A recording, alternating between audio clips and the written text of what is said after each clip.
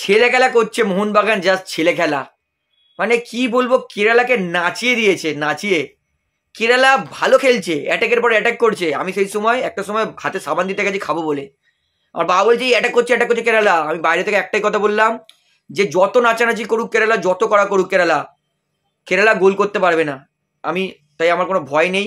যা কমেন্টেটর বলছে গোল গোল, আমার কোনো যায় আসে না। কেরালা গোল করতে পারবে না, এটা কনফার্ম।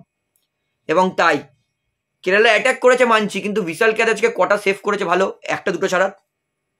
কারণ ভাই মোহনবাগান সামনে দুটো বাঘ দাঁড়িয়ে আছে, একটা হচ্ছে টম আর একটা হচ্ছে অ্যালবার্তো। আর সুভাশিস তো এই সিজনে ধরা ছোঁয়ার বাইরে খেলছে। সুভাশিস শুরুতে মোহনবাগানের জন্য ডিফেন্স করেছে, ওখানেই কিন্তু ম্যাচের ফলাফল এই হয়েছে। সুভাশিস আজকে যতবার ডিফেন্স করেছে, সেইখানে কিন্তু মোহনবাগান যদি এক গোল খেয়ে যেত, তাহলে হয়তো ম্যাচের রেজাল্টটা এটা নাও হতে পারতো। আমি কনফিডেন্স আছি যে মোহনবাগানের যে ডিফেন্স ভাঙাটা খুবই ডিফিকাল্ট। সিরিয়াস বলছি ভাই, কি ডিফেন্স করছে। কেরালা পুরো ভালো খেলছে, পুরো পুরো কেরালা মানে পুরো মাঠ জুড়ে খেলছে ভালো, কিন্তু মোহনবাগানের যখনই বক্সের কাছাকাছি আসছে না, তখন ওরা পাচ্ছে না। কুল কোনো স্পেস নেই। সেন্টার ব্যাক দুটো মাঝখানে দাঁড়িয়ে আছে, পাশে সুভাশিস এদিকে কেটে এসেছে, তার পাশে লিস্টন আরেকটু ওয়াইট, আর এই পাশে দীপেন্দু, তার পাশে পাশে ব্লক করার জন্য একটা হচ্ছে আপুই আর একটা দীপক টাংরি। আমি তো ম্যাচ প্রিভিউতে বলেইছিলাম যে এই 6টা মোহনবাগানের ডিফেন্স গোল করে দেখা ক্ষমতা থাকলে। তাই প্রমাণ করলো যে ভাই এই ডিফেন্স ভাঙা কিন্তু বিশাল ডিফিকাল্ট, ভীষণ। মাঝখানটা এমন জ্যাম করে রেখেছে যে লুনার এরিয়াল বল ছাড়া কোনো উপায় ছিল না। মাঝখান থেকে বল স্পেস নেই তো কোনো। হতে পারে আজকে শুরুতে আজকে আপুইয়ার হয়তো দিন ছিল না, দীপক টাংরির দিন ছিল না, হয়তো আজকে মোহনবাগান অত ভালো ফুটবল খেলতে পারেনি। কিন্তু রেজাল্ট দেখুন, যারা খেলা দেখেনি আজকে তাদেরকে যদি আমি 3-0 রেজাল্টটা দেখি, সে কিন্তু বলবে এ তো মনে হচ্ছে কেরালা খেলতেই পারিনি। একটা চ্যাম্পিয়ন দল কেন মোহনবাগান তা ডিসক্রাইব করে বস এইটাকেই। অফ ডে হতে পারে মোহনবাগান, তা সত্ত্বেও 3-0 হারিয়েছে, 3-0। কুল কিনারা পায়নি ভাই, কেন চ্যাম্পিয়ন। মানে আমি বুঝতে পারছি না যে মোহনবাগানের ডিফেন্সটা কি করে ভাঙবে। বিন্দাস বিন্দাস বিশাল ক্যাট এই বছর বিন্দাস। আমি মনে করি যে এই ডিফেন্স ভাঙাটা কিন্তু বিশাল বিশাল ডিফিকাল্ট হবে। আর জেমি ম্যাকলারেন তিনি কেন ওয়ার্ল্ড কাপ আর না, দেখিয়ে দিল বস। যা গোল করেছে আজকে জেমি ম্যাকলারেন, নিজের সেকেন্ড গোলটা ওয়ার্ল্ড ক্লাস গোল, ওয়ার্ল্ড ক্লাস। আমরা ফিফা খেলার সময় ওরকম গোল করতাম। দুটো ওয়ার্ল্ড বিশ্বকাপার যখন কম্বাইন্ড করে তখন কিরকম গোল হয় সেটা কিন্তু পুরোপুরি বোঝালো। একদম লব, একদম জেমি ম্যাকলারেন কোনো টাচ নেই, ডাইরেক্ট গোলকিপারকে আগে দেখে মাথার উপর দিয়ে বল তুললো, গোল। সিম্পল, দেখে মনে হলো যেন এটা জল ভাতের মতো। প্রথম গোলটা যেটা করেছে সেটা লিস্টন কোলা তো যেইভাবে লুনা সন্দীপকে কাটিয়ে এত সুন্দর জায়গায় বল দিয়েছে, যে জেমি ম্যাকলারেন খুব বুদ্ধি। প্রথমটা ডামি দেখিয়েছে, সচিন সুরেশ পড়ে গেছে, জেমি ম্যাকলারেন বুঝে গেছে এবার ওপর দিয়ে ফিনিশ করে দাও, সেটাই করেছে। আর তারপরে টম অ্যালড্রেড, আমি কি বলবো, মোহনবাগান আজকে খুবই বদমাশি করেছে আজকে।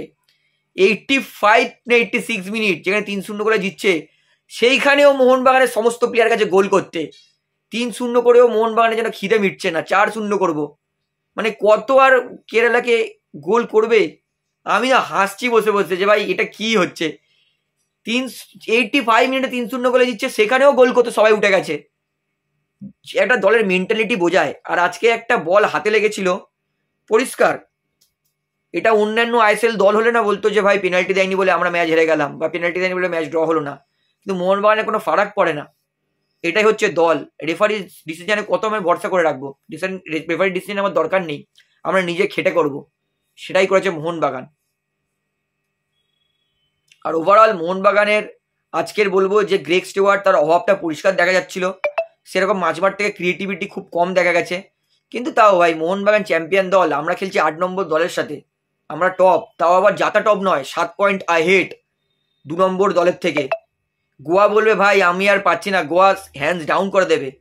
এই মুহূর্তে তো মনে হচ্ছে সবাই সেকেন্ড হওয়ার জন্য খেলছে, ব্যাঙ্গালোর, জামশেদপুর আর গোয়া, যে কে সেকেন্ড হবে। কারণ ফার্স্ট হওয়ার কিন্তু ওদের আমি বুঝে গেছি যে আর কোনো সম্ভাবনা নেই। 3টে ম্যাচে মোহনবাগানকে একটা জিততে হবে, এবং যদি এখানে যদি গোয়া ড্র করে দেয় তাহলে 1 পয়েন্ট লাগবে মোহনবাগানের জন্য। আমার এই বছর মোহনবাগানের ওভার কনফিডেন্স বলবো না, পুরোপুরি কনফিডেন্স আছে যে মোহনবাগান এই বছর কিন্তু লিগ সিরিজ নেবে, সেটা কিন্তু 95% কনফার্ম হয়ে গেছে। আর বিশাল ক্যাট তো গোল্ডেন গ্লাভ পেয়েই গেছে, কারণ আর অত ম্যাচ নেই যে বিশাল ক্যাটকে কেউ ধরতে পারবে। আর জেমি ম্যাকলারেন সত্যি বলছি সঠিক টাইমে জ্বলে উঠেছে। এই প্রথম লাস্ট 6-7টা ম্যাচে গোল করতে পারছিল, কিন্তু ব্যাক টু ব্যাক 3টে ম্যাচে গোল করেছে তিনি। আর আস্তে আস্তে তার গোলের সেই ব্যাপারটাও ভালো দেখতে পাচ্ছি। তো যাই হোক, আজকে হ্যাট্রিকটা মিস করেছে, একটু নিয়ে আনফর্চুনেট। তবে ওভারঅল মোহনবাগান দারুণ খেলেছে আজকে। মানবীর সেরকম ছন্দেই ছিল না, একটা রাইট মানে ব্লক ছিল মোহনবাগানের সেন্ট্রালি, আর লিস্টন, আর একটা set piece. Jason coming set piece করলে গোল হবে না এটা কিন্তু হচ্ছে না। জেসন কামিং সেট পিস মানে ভাই গোল হবেই, যেটা অ্যালবার্তো রড্রিগস গোলটা করেছে। তো ওভারঅল আমি ম্যাচটা ভীষণভাবে এনজয় করেছি, কারণ কেরালা ভালো খেলেছে কিন্তু মোহনবাগানের ডিফেন্স ব্রেক করতে পারিনি। তো ম্যাচটা আপনার কেমন লেগেছে সেটা আমাকে কমেন্টে জানাবেন। তাহলে ভিডিওটা এখানে শেষ করছি, আশা করি ভালো লাগলো। তো ভিডিওটি ভালো লাগলে অবশ্যই লাইক করুন, কমেন্ট করুন, শেয়ার করুন, এবং চ্যানেল নতুন সকলকে একটা অনুরোধ করলে তারা অবশ্যই পাবলিক ভিউ কলকাতা এই চ্যানেলটিকে সাবস্ক্রাইব করে বেল আইকন প্রেস করে অল করে রাখবেন। ধন্যবাদ।